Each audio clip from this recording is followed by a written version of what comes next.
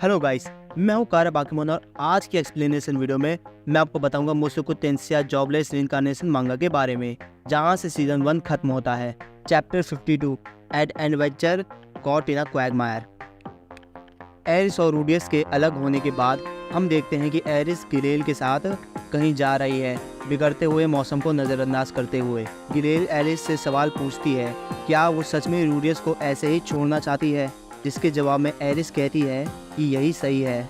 सच बताऊं तो वो अभी रूडियस के लिए तैयार नहीं है। जिसके बाद गिलेल एरिस को समझाती है, बकवास मत करो, कोई भी यही सोचेगा कि तुम दोनों की जोड़ी बढ़िया है। जिसके बाद एरिस गिलेल को चुप करा देती है।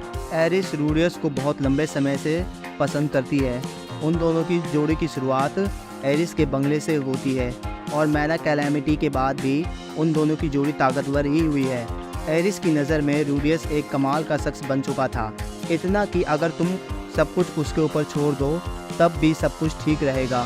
हर चीज़ ने उस पर बहुत असर किया, पर एरिस और रूजर्ड को चिंता से दूर रखने के लिए रूडियस ने अपना दर्द छुपाया। जितना बेहतर वो कर सकता था उसने किया। एरिस जानती थी वो और रूजर्ड उस पर बोझ डाल रहे हैं। एरिस ने भी कोशिश करी कि वो उसके रास्ते में ना आए, पर एरिस की चिंता हमेशा से यही थी वो ताकतवर बने ताकि वो रूडियस को बचा सके। पर वो भी खुद को हमेशा सब लोगों से आगे रखता था। पर ड्रैगन गॉड ने एरिस को बहुत बुरी तरीके से हराया। उसका ओरस्टेड के सामने कोई मुकाबला भी नहीं था और उस वक्त रूडियस मरने ही वाला था। अगर तब ड्रैगन गॉड ने उस लड़की की बात नहीं सुनी होती, अगर उसने अपना हीलिंग मैजिक नहीं इस्तेमाल किया होता तो रूडियस मर चुका होता। वो उसके रास्ते में आई और उसने चीज़ों को और मुश्किल बना दिया। तब आखिरकार जब वो एरिस की जन्मभूमि पहुंच गए, जहां उसे पता चला कि वो अपने परिवार और घर को खो चुकी थी, गिलेल और अल्फोंस ने ऐसा दिखाया जैसे वो उसे जानते ही नहीं। उसके पास बस रूडियस ही बचा था। सच बताऊं तो इस लड़की को तब सही गलत का अंदाज़ा भी नहीं था। उसके मन में बस यही था कि रूडियस का काम खत्म हो चुका है। वो शायद से अब सफ़र पे जाएगा अपनी खोई हुई माँ को ढूंढने, उसे छोड़कर। इसलिए उसने खुद को ज़बरदस्ती उस पर थोप दिया। पहले तो वो घबराई हुई थी, पर इस बार रूडियस को एरिस की चिंता थी, जिससे बहुत खुश हुई और तब दोनों आखिरकार एक हो गए। हालांकि तब जब एरिस को समझ में आया, उसके हाथ छोटे थे रूडियस के, और वो भूल चुकी थी कि रूडियस उम्र में उससे छोटा था और इतने वक्त से वो एक छोटे बच्चे पर निर्भर थी। तब एरिस की समझ में आता है कि वो कितनी बड़ी बेवकूफ़ थी। अपने अकेलेपन का बहाना का इस्तेमाल किया था ताकि वो रूडियस से अलग ना हो। ऐसे ही चलता रहा तो उन दोनों की जोड़ी कभी बढ़िया नहीं हो पाएगी और वो हमेशा उसकी जान खतरे में डालेगी। वो उससे प्यार करती है, इसलिए उसने खुद को रूडियस से अलग कर दिया। उसने सोच लिया था वो वहाँ जाएगी जहाँ गिलेल ने तलवारबाजी सीखी थी। वो वहाँ एक असली तलवारबाज बनेगी और इतनी ताकतवर बनेगी कि उसके ब्लेड के सामने ओरस्टेड भी घुटने टेक देगा। इसलिए जाने से पहले वो रूडियस के लिए एक चिट्ठी छोड़ जाती है ताकि वो एरिस की तलाश में पीछे ना आए।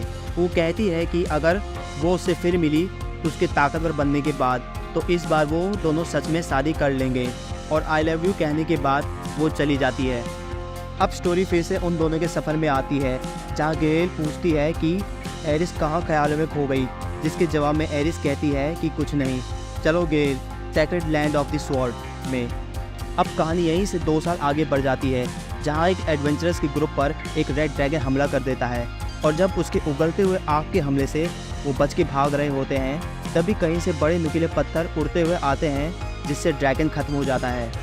जब वो देखते हैं कि ये हमला किसने किया, तब वो कहते हैं कि ये वही है, क्वैगमायर। अब अगले ही पेज में हम देखते हैं कि रूडियस ने जिस पार्टी को बचाया होता है वो उनके साथ बार में है।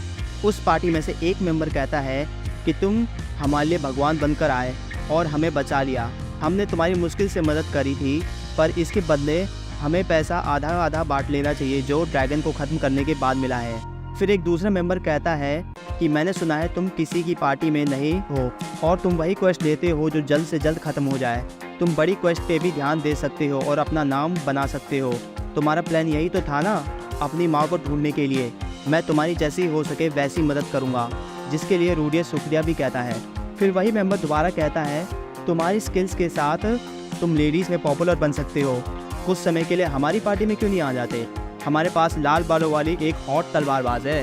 और बस इतना सुनने के बाद ही हमारे रूडियस की आंखों से आंसू की नील नदी बह जाती है। सभी ये देखकर परेशान हो जाते हैं। तभी सोल्डर कहता है, हाँ फिर से नहीं। सोल्डर सबको समझाता है, सॉरी पर रोमांस की बातें मत करना जब ये बंदा आसपास हो। तुम जानते हो ना रूडियस, तुम 16 साल के हो, मतलब होने ही वाले हो। तुम ये सारा बोझ खुद पर हमेशा के लिए नहीं रख सकते। जिसके जवाब में रूडियस कहता है, तुम ये क्या बात कर रहे हो सोल्डर? और फिर हमारा रूडियस अपनी हमेशा वाली सड़ी मुस्कान बनाकर कहता है, मैं बिल्कुल ठीक हूँ, बस एक नज़र तो देखो मेरी खोज की हुई रूडियस स्माइल पर। तुम थोड़े भी ठीक नहीं दिख रहे हो। सोल्डर रूडियस को समझाता है, उसे कभी कोई लड़की नहीं मिलेगी अगर वो ऐसे ही चेहरा बनाता रहेगा। जिसको हमारा कबीर सिंह रूडियस दिल पर लेकर कहता है, मैं जानता हूँ मैं बदसूरत हूँ, यही ना? सोल्डर घबराते हुए अपनी बात ठीक करने की कोशिश पूरी करता इससे पहले ही रूडियस कहता है, ये मैं समझ गया, मैं आखिरकार वो बंदा हूँ जिसका लड़की काट गई है, वो भी एक कागज़ का टुकड़ा छोड़कर। ऊपर से मेरी शरीर की ऐसी हालत के साथ तो मेरा कभी कुछ नहीं हो पाएगा। अब सोल्डर पछताते हुए कहता है, मुझे माफ़ कर दो, मुझे बोलने से पहले सोचना चाहिए था। चलो आज जश्न की रात है, तब तक पीते हैं जब तक टल्ली ना हो जाए, ओके? फिर तभी हम देखते हैं कि किसी ने बार का दरवाज़ा ज़ोर से खोला और अगले ही पेज में हम एक एल्फ को देखते हैं जो कहती है, तुम्हें ढूंढ ही निकाला रूडियस ग्रेयार्ड। पर चोट खाया हुआ है रूडियस अपनी ही दुनिया में बड़बड़ाते हुए कहता है, तुम कौन हो? थक, ये तो बॉम्ब है। फिर वही एल्फ कहती है, मैं किस्मत वाली हूँ, तुम इन इलाकों में बड़े मशहूर हो, तुम्हें ढूंढना यहाँ इतना मुश्किल भी नहीं था। मैं हूँ एलिनलिस ड्रैगन रोड, मैं उसी पार्टी की पुरानी मेंबर हूँ जिसमें तुम्हारे पिता पॉल थे। मैं रॉक्सी की पुरानी दोस्त भी हूँ। फिर उसके बाद होना ही क्या था? पुनर्जन्म होने के बाद अपने पहले प्यार का नाम सुनकर रूडियस होश में आते ही पूछता है, मेरी गुरु कहाँ है? फिर उसके बाद वो एल्फ बड़े प्यार से कहती है, क्या शिष्य हो? अपने प्यारे छोटे सर में ज़्यादा चिंता मत डालो, मैं तुम्हारे लिए एक अच्छी खबर लाई हूँ। हमें पता चल गया है जेनिथ कहाँ है।